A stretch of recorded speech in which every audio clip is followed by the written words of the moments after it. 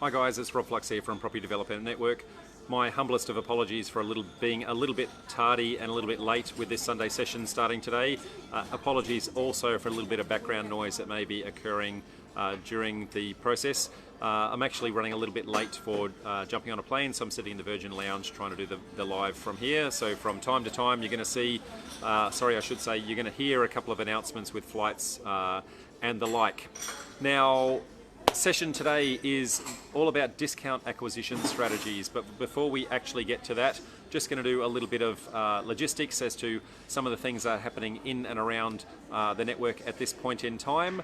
So next Sunday, that is the 1st of February, that is going to be the first meetup for our Melbourne community. So that's the 1st of February for the Melbourne community. It's going to be the first one for the year. Now Melbourne, putting you on notice that we've had record numbers in Brisbane and Sydney 2 weeks in a row for the first one in the new decade. So counting on you guys to, I guess, keep the trend going and everything alive in that regard. Now, after that particular session, we're actually going to go into some extra sessions next in February.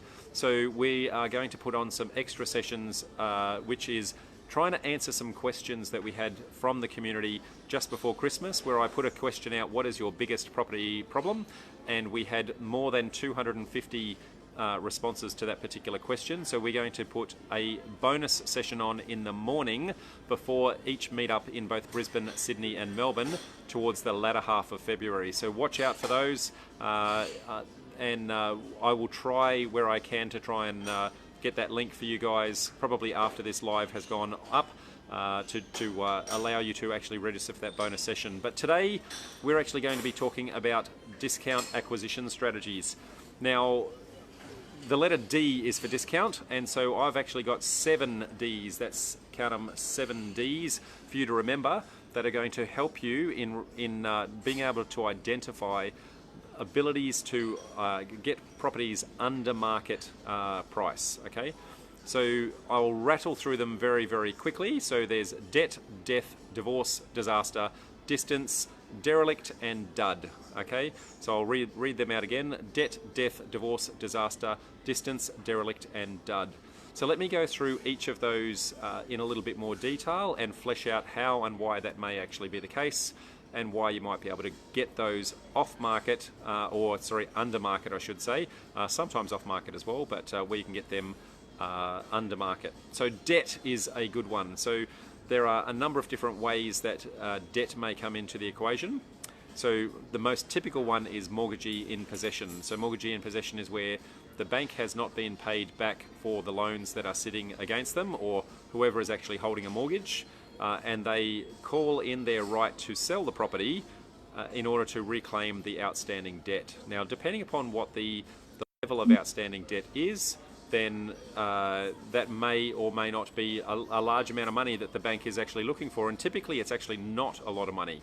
And so when they sell a mortgagee in possession, the bank is putting it on the market, and the bank is actually controlling the sales process. And so long as the bank is paid back the debt that is owed to them, then the bank is going to be happy, and they don't really care about the owner as to whether or not the owner gets any bonuses. So in that regard, the bank really will sell it way under market conditions, so long as they get their money back. So hypothetically, if I gave you a hypothetical, you might have a property that's worth, say, $800,000. The original mortgage may have been in the vicinity of in the vicinity of 600K.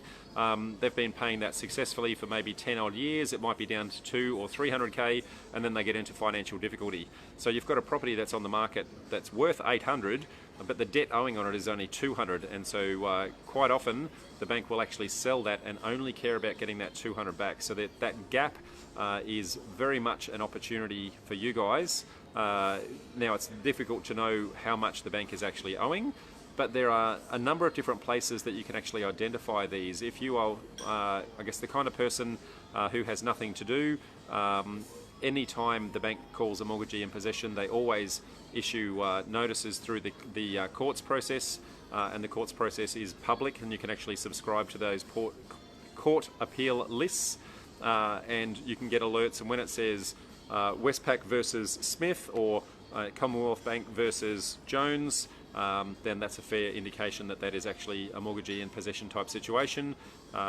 They put those announcements out publicly the day before the court action. If you turn up to the court, you'll actually hear what the alert is. You won't necessarily hear how much money there is, but then you can actually start to negotiate directly with the banks quite often, depending upon the process. So absolutely, I guess an opportunity there if you want to be scouring those systems to find that. The other kind of debt is where I guess councils will have rates default. So if somebody has not paid their rates, then council has a right to sell, even though council doesn't actually have a mortgage in place. That legislation is in place to actually allow them to do that. And if you think of what a typical rates account is, you might be in the vicinity of $1,000, and maybe by the time they've called that in, it might be 2 or 3 quarters behind. So the amount of debt sitting there is minuscule. So if you see that it's a rates default, quite often you can pick that up for a bargain. So keep that in mind, folks. That is debt. Okay. Now, obviously, wherever possible, I'm going to say to you, use a level of integrity. Don't try to rip people off in that regard. If you can find an opportunity to speak with the original owner and help them out of that debt situation, you're going to assist them in avoiding bankruptcy. Being able to, there's opportunities to take over the mortgage, pay back the arrears, give a bit of a bonus to the original vendor, make sure that they're actually walking away with some pride and some dignity and some funds would be my guidance in that regard. I mean, there's no legal obligation to do that, but morally I think that's certainly the right thing to do. Now the next D is death. Now death is always, I guess, a difficult situation wherever you're dealing with bereaved people, but wherever there's a deceased estate, and especially if it's public trustee, the public trustee is where somebody has typically either not written a will, or the will that they have written has been written specifically by the public trustee to actually manage their affairs, because they don't have anyone that they believe within their remaining estate may be looking after everyone else's best interest, so they nominate the public trustee to do that. Now, in that situation, the public trustee is a government organisation or pseudo-government organisation. They're not always necessarily, I guess, out there to get the highest price point. What they're actually trying to do is just make sure that the process is smooth and seamless for the bereaved, so that they're not actually dragging the process out. So that's if it's through the public trustee process. Typically that's going to be via an auction campaign, and they typically don't negotiate prior.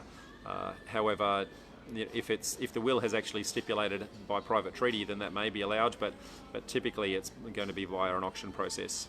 But it's not always the public trustee that manages these. I guess there are normal trustees. You know, somebody has been named within the will who's actually going to manage the estate, and typically you're going to find that in those situations, one of two circumstances is actually going to occur. Either the bereaved is, you know, that distraught that they just want the process over and done with very quickly, so what they're looking for is clean, short, sharp terms, and if that's the case, then there may be an opportunity to get a slightly under market price for that, or alternatively they're going to be going the opposite direction. They're going to say, well, this is our one and only chance to cash in for I guess the assets that are on hand, and they'll probably go the other way and they'll want maximum price point. Now, I'm going to say that even that is an opportunity, because if they're wanting maximum price point, then terms is one of those things that will allow maximum price. So you could say, well, yes, I can give you a bonus if you allow me, you know, say 6 months or 12 months delayed settlement. More than happy to pay you a little bit more. So you're going to pick it up, I guess, with the terms that you need to actually get your deal across the line. The next D is divorce. So that's one of those announcements I was going to talk about, so I'm just going to let that play through, folks. Luckily this isn't my flight. So now I am in Sydney Airport, and there is scheduled for some storms in Sydney Airport, and what they've done is they've actually brought my flight forward, meaning that this session here is going to be a relatively short session for me, because what they're trying to do is actually get the planes out before the storms actually hit. Although when I look out the window, the storms don't look like they're imminent, but they're still trying to push through everyone anyway. So back to the next D. So we've already covered debt, we've already covered death, now we're going to go through divorce. Now, very similar to death, divorce is one of those circumstances where there's always two parties involved, and depending upon where those parties are sitting with regards to how amicable they are in the situation, it may be that one person is just wanting to get rid of the other person out of their life as quickly. Good evening, everyone. Sorry, PA569 my humble apologies for the noise. Boarding at gate 32. Have a wonderful flight to Perth and have a fantastic Australia Day. It's Australia Day. Sorry, if somebody is I guess disgruntled at the other party, they may want to get rid of it as quickly as humanly possible to get it off their books, and so they will quite often I guess just sell as quick as humanly possible. Sometimes also they are that disgruntled that they will actually sell very much under market, because they really just want to piss the other person off, to be brutally honest. And whilst that's not an ideal situation, it does occur, and there are opportunities where that can happen. So watch out for those opportunities wherever you see someone being divorced. Now, it's not going to be typically publicly listed in any way, shape or form, but when you're talking to your agent, or if you are in a situation where you're talking directly to the vendor, always try and find out why they're selling. And if you understand the why, then that will generally get to understand the need that sits underneath that why, and that will tell you, is it going to be a quick, short, sharp type sale, or something that's actually going to drag out. Now, the next one is disaster. Now, disaster is one of those things where it's a very, very difficult situation. There's all kinds of disaster. There's floods, there's cyclones, unfortunately right now there's things like bushfire. All those sorts of things are situations that temporarily impact the market. Now, the underlying fundamentals of the market are still fine, but the market has had a fundamental shift by an incident or an accident of some description that is I guess taken the wind out of the market in that short term. And so there are opportunities there that people are looking to get rid of their properties because of the circumstances, and often you're going to need to do quite a bit of repair to actually bring those back up to scratch, and the value of that property is probably going to be distressed for quite some time before the market actually recovers. So, it's not the sort of thing that you're necessarily going to go into with a short-term view. It's probably something that you're going to go into with a long-term view, because it's going to take time to recover.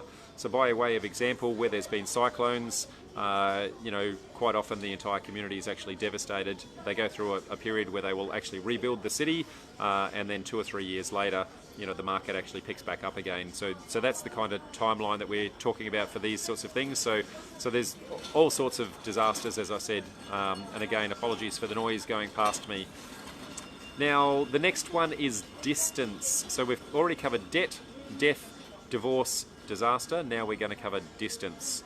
Now, distance is one of those ones where there are two different kinds of distance that you're actually going to be looking for. There's an agent who might be out of area. So when they're out of area, there's a number of things that are likely to occur in that particular instance. Firstly, if they're out of area, they're probably not experts in the area, and so they may or may not understand the value that the property may actually hold, because they don't understand the dynamics of that particular market at that point in time.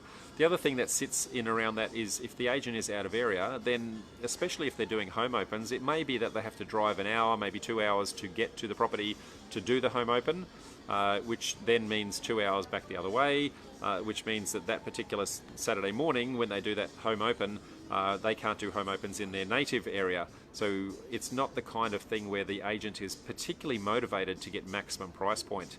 And so you always want to look for those opportunities, because that agent really wants to get it off their books as quick as humanly possible. Now, typically you'll find that sort of situation occurs when the agent is a personal friend of somebody, either in the family or something along those lines, and they go, hey, you're an agent, why don't you look after my property, even though it's actually not their specialty area, and so they will take on the favour for the friend or for the family member, but it's really not in their best interest to achieve the maximum outcome.